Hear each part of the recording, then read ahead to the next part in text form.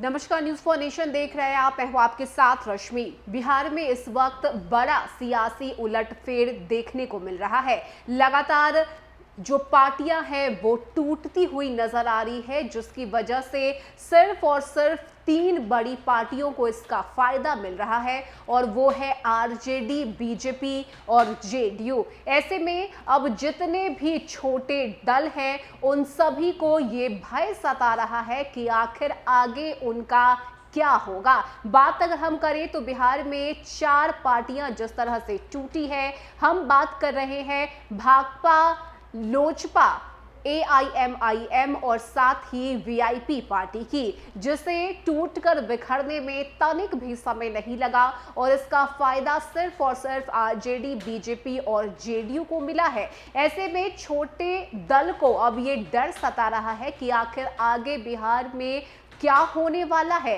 क्या सियासी चाल चले जाएंगे और कितना नुकसान इन छोटे पार्टियों को उठाना पड़ेगा।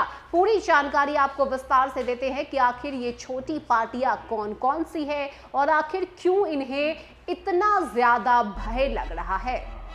बता दें कि विधानसभा में AIMIM के विधायक दल में हुई सेंधमारी के बाद अब टूट की भय से छोटी पार्टियां सहमी हुई है। सदन में संख्या बल के आधार पर चौथे नंबर की पार्टी कांग्रेस है। इनके 19 विधायक हैं। फिलहाल कांग्रेस का रुख राजद के नेतृत्व वाले महागठबंधन की ओर है। भाकपा माले के 12 विधायक हैं, जबकि पूर्व सीएम जीतन राम मांझी की पार्टी हम के 4 विधायक है। दरअसल 17वीं विधानसभा के कार्यकाल अभी आधा भी नहीं बीता है और अब तक 4 पार्टियों की विधायक दल में टूट हो गई है। सदन में 3 बड़े दल भाजपा, राजद और जेडीयू में इन तीनों का विलय हुआ है। इतिहास गवाह है कि पिछले 3 दशकों में विधानसभा में कोई भी ऐसा दल नहीं है जिसमें पूर्व में टूट नहीं हुई हो। राजद के शासनकाल में भाजपा और वाम दलों की कैडर आधारित पार्टियों के विधायक भी टूटते नजर आए थे।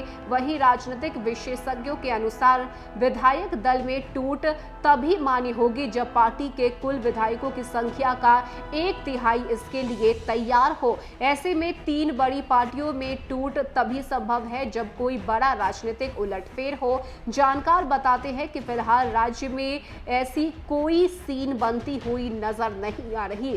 साथ ही बात अगर हम करें तो जिस तरह से राजद में AIMIM के 4 विधायक शामिल हुए हैं, इसके बाद छोटी पार्टियों को डर सता रहा है। खास करके नाम मात्र का अंतर प्रमुख कारण है। फिलहाल सदन में सत्ताधारी गठबंधन NDA में 3 पार्टियां जेडीयू, भाजपा और हम शामिल हैं। इन तीनों दलों के विधायकों की कुल संख्या 126 है।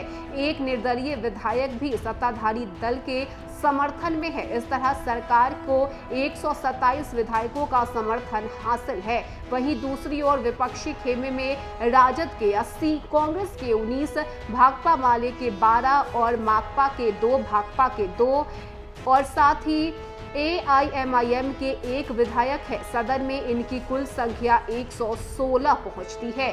साथ ही अभी AIMIM की टूट नेचुरल है। भाकपा माले में कोई टूट की आशंका नहीं जताई जा रही। कोई नेता या पार्टी सांप्रदायिक रुख ले तो जनता स्वीकार नहीं करती है। साथ ही जहां तक भाकपा माले की बात है, इनके विधायक दल में ख्वाब में भी ऐसा नहीं सोच रहा होगा। साथ ही पूर्व की बात अलग थी, उस समय पार्टी भूमिगत थी और अब परिस्थितियां पूरी तरह से बदल गई है और यही वजह है कि जितने भी छोटे दल इस वक्त बिहार में हैं उनमें टूट की संभावना नहीं दिख रही है। लेकिन इसके बावजूद राजनीति में कब कौन सा मोड़ ले लिया जाए, कब किस पार्टी की तरफ से कौन सी चाल चली जाए, ये कहना असंभव है। और यही वजह है कि पिछले कुछ महीनों से बिहार में जो कुछ भी देखने को मिल रहा है, इसकी वजह से जो राजनेता हैं वो डरे हुए हैं। खास करके छोटी पार्टियों को भी ये भय सता रहा है कि कहीं